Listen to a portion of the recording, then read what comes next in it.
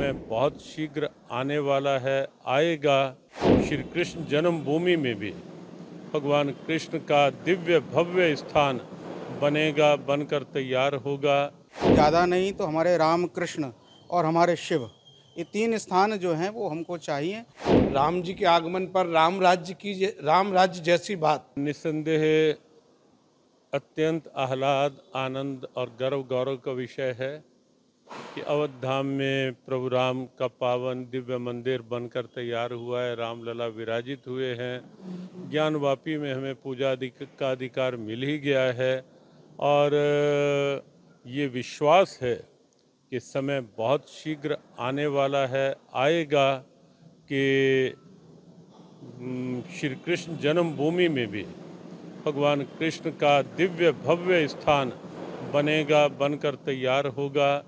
और जो एक ईदगाह साथ बनी हुई है या विधर्मियों के द्वारा ऐसा एक प्रयास हुआ, वो शीघ्र ही हटेगी और कृष्ण जन्मभूमि का सम्मान प्राप्त करेगी ही। क्योंकि हमारा एक विश्वास रहता है कि सूर्य लगातार बादलों में ढका हुआ नहीं रह सकता। कहीं ना कहीं हवाएं चलती हैं, बादल छटते हैं, सूर्य का आलोक फिर सामने आता है। और अब एक अनुकूल ब्यार चली है। जिस ढंग से भारत के प्रधानमंत्री और उत्तर प्रदेश के मुख्यमंत्री एक संकल्प लेकर आगे बढ़ रहे हैं और उनके संकल्प की जो अनुकूल ब्यार चली है, जिसके चलते राम मंदिर बना है, जिसके चलते ज्ञानवापी को वह दिव्यता फिर से प्राप्त हुई है और वह संकल्प फिर से यहाँ श्री कृष्ण जन्मभूमि के रूप में भी निश्चित रूप से उस सत्य के प्रकाश को सामने लाएगा ही, ऐसा हमारा पूर्ण विश्वास है। और वो दिन शीघ्र आए, हम बहुत उत्सुक हैं उस दिन के लिए जब श्री कृष्ण जन्मभूमि भी पूरी तरह स्वतंत्र रूप में कृष्णमय होगी और कृष्ण जन्मभूमि के माध्यम से पूरा देश अयोध्या की भांति, जैसे अयोध्या के रूप में राममय हुआ, पूरा देश, पूरा विश्व, पूरा सनातन जगत कृष्णमय होकर के उस दिव्यता का आनंद लेगा। निश्चित ही इसमें कोई दो राय नहीं है।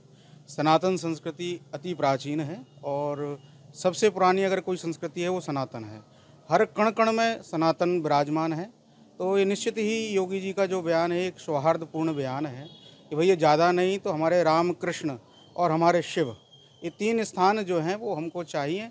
और ये प्रत्येक सनातनी की आस्था का विषय है क्योंकि वो अति प्राचीन जगह हैं और वहाँ पर हमारे नंदीश्वर, जैसा ही शास्त्रों में वर्णन मिलता है, नंदीश्वर हमेशा शिव जी के सामने ही विराजित होते हैं। तो ये प्रत्यक्ष प्रमाण है और भी सर्वे जो हुए उनके माध्यम से पता लग गया कि वहाँ हमारे शिव जी का स्थान है। तो वो हमको दे देना चाहिए, सनातनियों को दे देना चाहिए, जिससे प्रेम व्यवहार आपस में बना रहे। और ये निश्चित ही ये इसमें कोई किसी के प्रति द्वेष भावना नहीं है। ये तो जो आक्रांता आए उन्होंने इस तरह का ये कार्य किया है, तो उसकी पूर्ति करने हेतु और मुस्लिम समाज को सहर्ष स्वीकार करके बिना कहे ही हमको ये दे देना चाहिए, सनातनियों को सौंप देना चाहिए, क्योंकि ये आस्था के केंद्र हैं।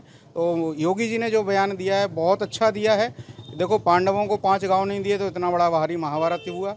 अगर अब हम पहल नहीं करते हैं तो फिर भी कुछ ऐसा हो सकता है। तो वो सब चीज़ें भारत के लिए अच्छी नहीं है। तो मुस्लिम समाज को चाहिए कि उनकी बात को गंभीरता से ले और सनातनियों के लिए वो स्थान वापस लौटाए। योगी जी ने कितनी अद्भुत बात कही है। राम जी के आगमन पर राम राज्य जैसी बात, बिना किसी हिंसात्मक भाव से या बिना किसी जिससे कि किसी को ये लगे कि हमारे साथ अनीति हो रही है, मांग करके लेना।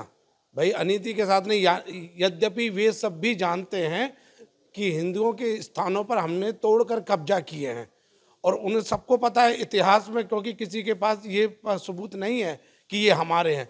फिर भी योगी जी ने कहा हम सब लोग भाईचारे के साथ प्रेम से रहें। तो भाई ये हमारे सनातनी हिंदुओं के आस्था के प्रतीक हैं, इन्हें आप शांति से दो तो हम आपके लिए भी बहुत कुछ ऐसा करेंगे कि आपको भी अच्छा लगेगा।